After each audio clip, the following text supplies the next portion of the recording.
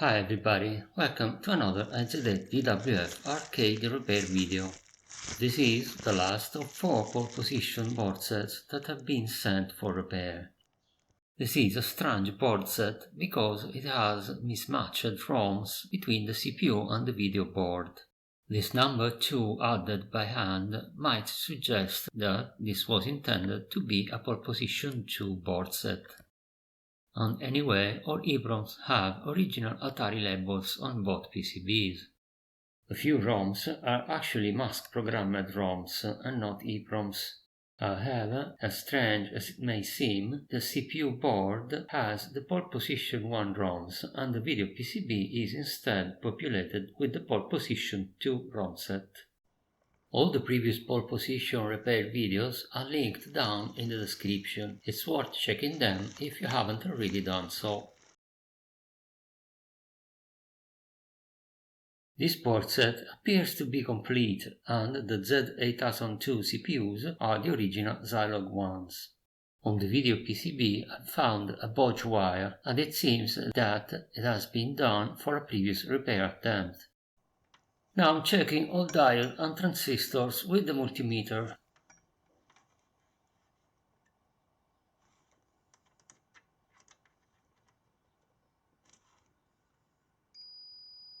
And this one looks shorted.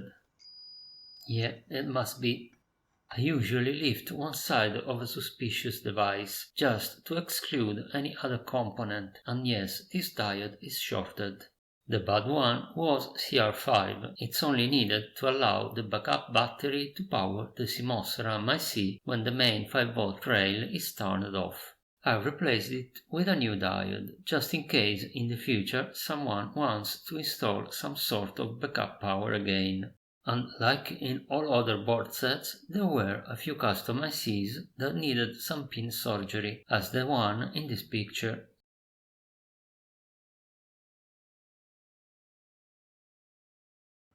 So let's power on.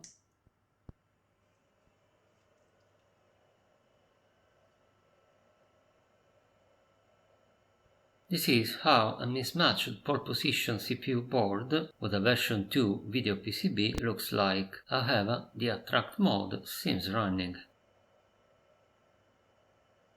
But it seems there is some graphic problem. All cars and road signs are missing every other line.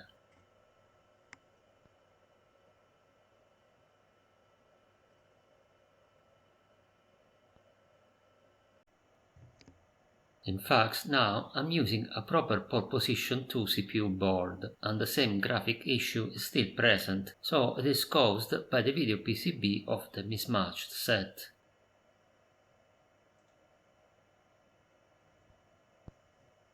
Here is a side-to-side comparison between the faulty video PCB and the other working pole position 2 video PCB. Notice that indeed all cars and road signs look like they are missing every other horizontal line. However, before trying to find the fault, it is time to program some EPROMs to obtain a matched set. The owner of the boards decided he wanted yet another old pole position set.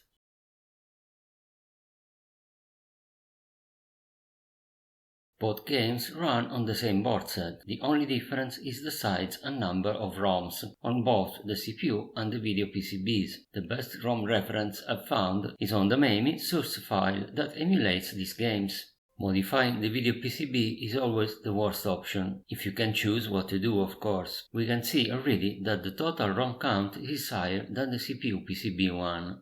However, at the first glance, I didn't realize that some of the ROMs that need to be substituted in the video PCB are in reality TTL PROMs. This makes the conversion more complicated because we must also find new old stock TTL PROMs that can be written with the needed images and have some device programmers that can program these very old integrated circuits. TTL PROMs also can only be programmed once. Luckily, there is very good documentation about these devices. A link to this quite complete cross-reference is, as always, down in the video description. For each PROM type we can find the pinout and a quite complete list of compatible parts, so we can look for any available part that can go in place of the one we want to substitute. Be also aware that almost all manufacturers use different programming methods, so be also sure to check that your programmer supports the part you are going to order. There are still a few parts that none of my vintage programmers can handle. So all ROMs have been replaced. Let's see what happens.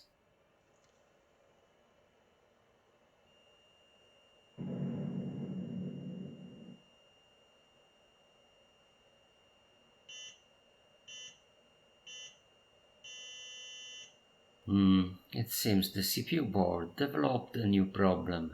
Sounds are not correct anymore. And also it seems the video is missing the red color channel. As we have seen in the previous pole position repair, the relevant part of the circuit responsible for many sound effects, including the start tones, is the one shown in this picture. And since the motor sound and the voice effects are not affected by the fault, we can restrict the troubleshooting to the ICs circled in red. Now, in this case, the fault was actually intermittent, so I was looking around with the logic probe and nothing wrong would happen when I was filming. However, as soon as I stopped the camera, I spotted the SB-CLR and the SB-CLK2 signals getting stuck high. Then I spent some time looking on the schematic for the source of those two signals, but it turns out that the schematic file I found is not correct in this part of the circuit. So, tracing back the actual circuit, I found a TTL PROM in position 7L of the CPU board that generates a few signals, including the ones that are getting stuck when the sound effects don't work. This TTL PROM gets some of the horizontal position bits as inputs. So let's check this one now. I'm looking at the inputs first.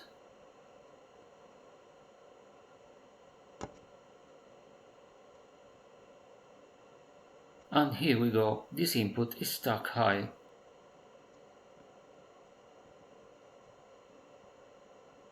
Yeah, definitely is not correct.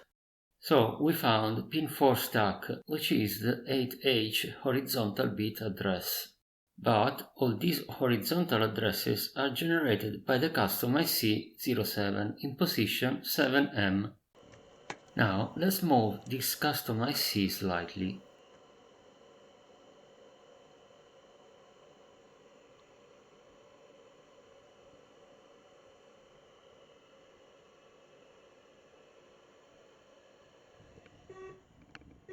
Sounds now are working. In fact, when I extracted the custom IC from its socket, a couple of pins didn't want to follow it. I had already checked all the custom ICs before, but probably I didn't notice the previous repair on this one that was a bit too marginal. However, now I've soldered new pins in place of the fallen ones.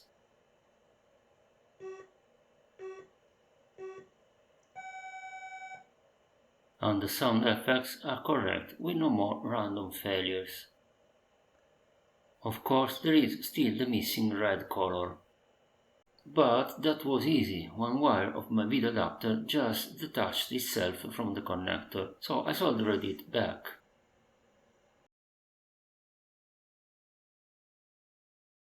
As I mentioned on the previous videos, the Atari service manual is very helpful with troubleshooting suggestions. So, in this case, we have corrupted cars and signs either in the small or large size variants. The table suggests a couple of ROMs, one custom IC, and a couple of RAM ICs. Now, the video PCB showed the same fault even with the old pole position 2 ROMs, and now all of them are newly programmed ones. The custom ICs are all socketed, so it was easy to swap one from a working board to confirm that nothing changes. However, for both the ROMs and the custom IC, I verified with the logic probe that there are no stuck or floating signals due, for example, to socket or PCB faults. So the next good idea is looking around the suggested RAM ICs, hoping to find the fault.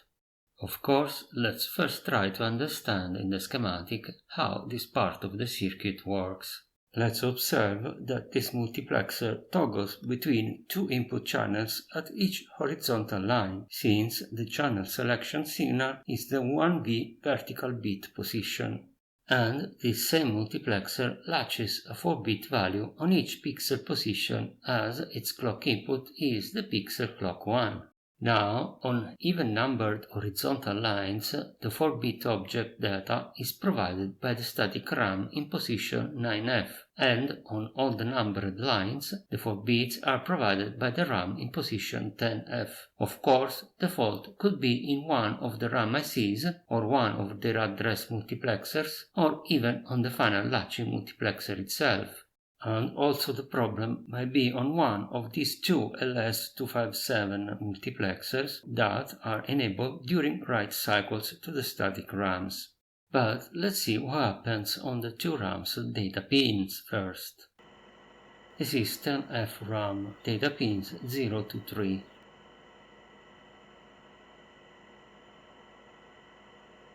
Nothing really suspicious. Signals have both logic levels and toggling all the time.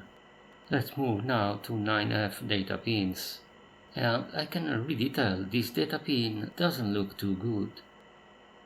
And yeah, this is even more evident.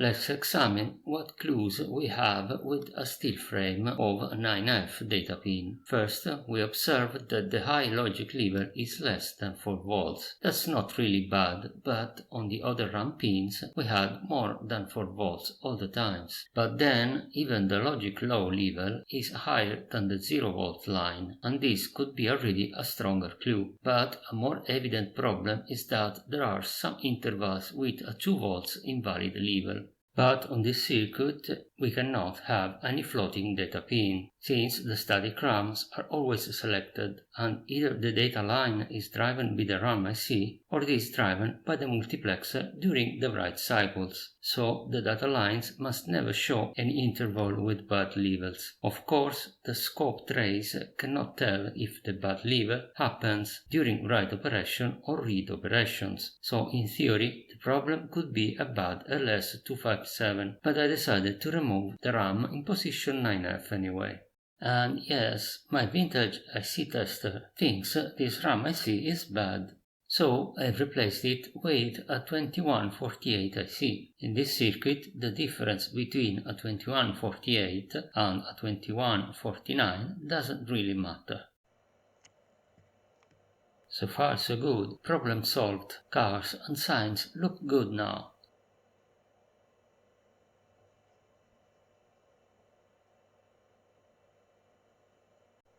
So now I have enabled the service mode, and we can test all the game inputs. Then check that all the sound effects are correct.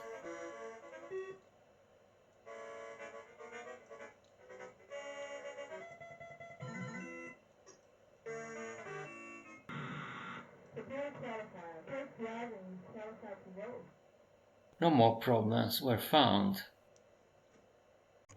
So even this last boardset is fully working.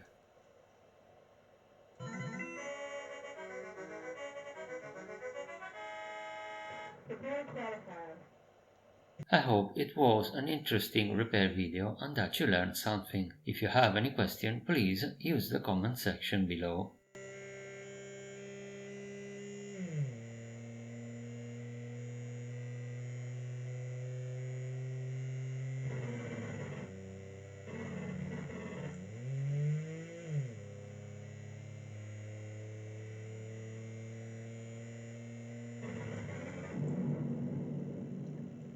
It's all for now. Have a nice time and thank you for watching.